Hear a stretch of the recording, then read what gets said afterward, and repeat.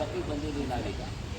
ಅಂದರೆ ನಮ್ಮ ಕೇರಿಗೆ ಬಂದು ನಮ್ಮ ಸಮಸ್ಯೆಗಳನ್ನ ಅಂತ ಕೇಳಬೇಕಾದಂಥ ಜನಪ್ರತಿನಿಧಿಗಳು ನಮ್ಮ ಸಮಸ್ಯೆಗಳನ್ನ ಅವ್ರು ಕೇಳಿದ್ದೀರಾ? ಸಮಸ್ಯೆಗಳನ್ನ ನೀವೇ ಬರ್ರಿ ನಮ್ಮ ಮನೆ ಬಾಗಿಲಿಗೆ. ನಾನು ಎತ್ತಾಗ ನಿಮ್ಮ ಹತ್ರ ಮಾತಾಡ್ತೀನಿ, ಅಂದರೆ ನಾನು ಎತ್ತಾಗ ಇಂಥ ಎತ್ತಿ ನೀವು ಬಂದು ಮಾತಾಡ್ತೀನಿ ಅನ್ನೋ ಥರ ಕಾಣ್ತೀನಿ. ಒಂದು ಮುಖ್ಯವಾಗಿ ನಾವು ಬಂದಿರೋಂಥ ಉದ್ದೇಶ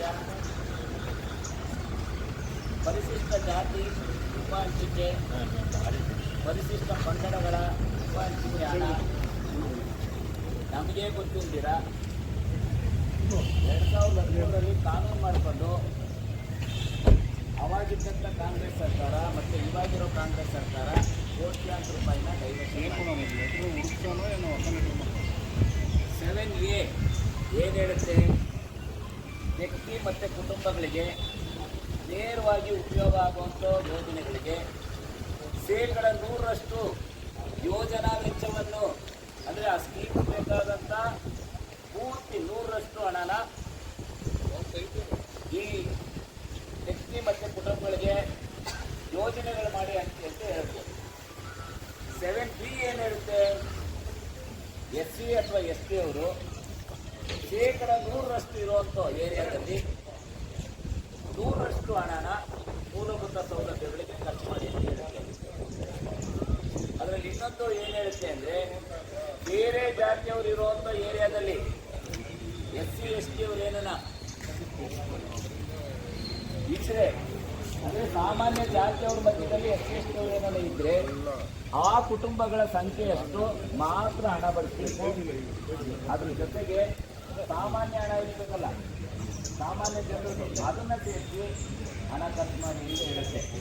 ಅಂದರೆ SC ST ಕೇರಿಗಳಿಗೆ ಜನಸಂಖ್ಯೆ ಮಾತ್ರ ಖರ್ಚು ಮಾಡಿ, 100 ಇದೆ 100 ಖರ್ಚು ಮಾಡಿ.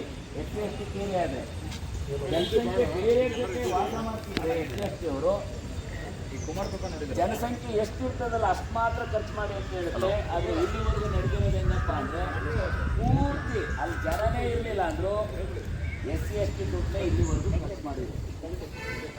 7C ಈಗ ತುಂಬ ಸಾರಿ ಪ್ರಸ್ತಾಪ ಆಯ್ತಿದೆ.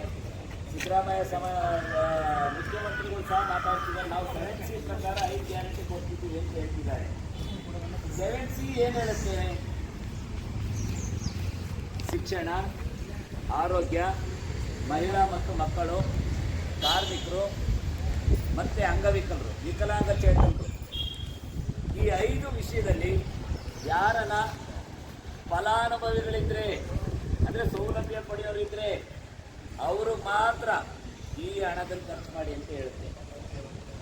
ಆದರೆ ಈ 5 ವಿಷಯದಲ್ಲಿ ತಗೊಂಡ್ರೆ ಮಹಿಳಾ ಮತ್ತು ಮಕ್ಕಳ ಕಲ್ಯಾಣ ಇಲಾಖೆಯಲ್ಲಿ ಗೃಹಲಕ್ಷ್ಮಿ ಬಿಟ್ಟರೆ, ಈಗ ಇಂಧನ ಇಲಾಖೆ ಅಂತಿದೆ, ಅಂದರೆ ಬೆಸ್ಕಾಮ್ ಅಂತ ಇದೆಯಲ್ಲ, ಅದರಿಂದ ಗೃಹ ಜ್ಯೋತಿ ಇಂಪ್ಲಿಮೆಂಟೇಷನ್ ಆಗ್ತಿದೆ. ಜೊತೆಗೆ ಯುವ ನಿಧಿ ಅಂತ ಇದೆ, ಅದು ಕೌಶಲ್ಯ ಅಭಿವೃದ್ಧಿ ಇಲಾಖೆಯಿಂದ ಆಯ್ತಿದೆ. ಜೊತೆಗೆ ಅನ್ನಭಾಗ್ಯ, ಅದು ಫುಡ್ ಆ್ಯಂಡ್ ಸಿವಿಲ್ ಸಪ್ಲೈಯಿಂದ ಆಯ್ತಿದೆ. ಈ ಥರದಲ್ಲಿ ಇದ್ರ ಜೊತೆಗೆ ಶಕ್ತಿ ಯೋಜನೆ, ಇದು ಸಾರಿಗೆ ಇಲಾಖೆಯಿಂದ ಆಯ್ತಿದೆ.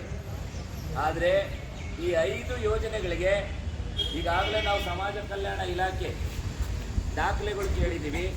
ಯಾರು ಇದರ ಬೆನಿಫಿಟ್ ತಗೊಂಡಿದ್ದಾರೆ ಅಂದರೆ ಅವ್ರ ಹತ್ರ ಬೆನಿಫಿಟ್ ತಗೊಂಡೋಗಿ ಪಟ್ಟಿನೇ ಇಲ್ಲ. ಅಂದರೆ ಬೆನಿಫಿಷರೀಸ್ ಇಲ್ದಿರೇ ಹೋದ ವರ್ಷ 11,000 ಕೋಟಿ ರೂಪಾಯಿ ಖರ್ಚು ಮಾಡಿದ್ದಾರೆ. ಜೊತೆಗೆ ಈ ವರ್ಷ 23-24 ಸಾಲಿನಲ್ಲಿ 14,000 ರೂಪಾಯಿ ಇಟ್ಟಿದ್ದಾರೆ. ಅನ್ನಭಾಗ್ಯ ಯೋಜನೆಗೆ ಫಸ್ಟೆಲ್ಲ 2017 ಹಿಂದೆ ಸಾಮಾನ್ಯ ಹಣದಲ್ಲಿ ಕೊಡ್ತಿದ್ರು.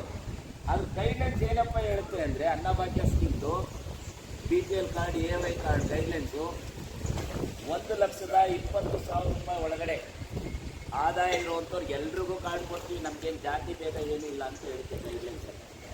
ಅಂದರೆ ನಮಗೆ ಜಾತಿ ಆಧಾರದ ಮೇಲೆ ಕೊಡಲ್ಲ, ನಾವು ಬಡವರು ಅನ್ನೋ ಆಧಾರದ ಮೇಲೆ ಕೊಡ್ತೀವಿ ಅಂತ ಅನ್ನಭಾಗ್ಯ ಸ್ಕೀಮ್ ಹೇಳುತ್ತೆ. ಆದರೆ ಇವರು 2017ಕ್ಕೆ ಮುಂಚೆ ಸಾಮಾನ್ಯ ಹಣದಲ್ಲೇ ಕೊಡ್ತಿದ್ದಿತ್ತು. ಆದರೆ ಈಗ 2017 ಈಚೆಗೆ SC ST TSP ಹಣದಲ್ಲಿ ಕೊಡ್ತಿದ್ದಾರೆ. ಆದರೆ 2017ರಿಂದ ಇಲ್ಲಿವರೆಗೂ ಬೆನಿಫಿಷರೀಸ್ ಲೀಸ್ಟೇ ಇಲ್ಲ.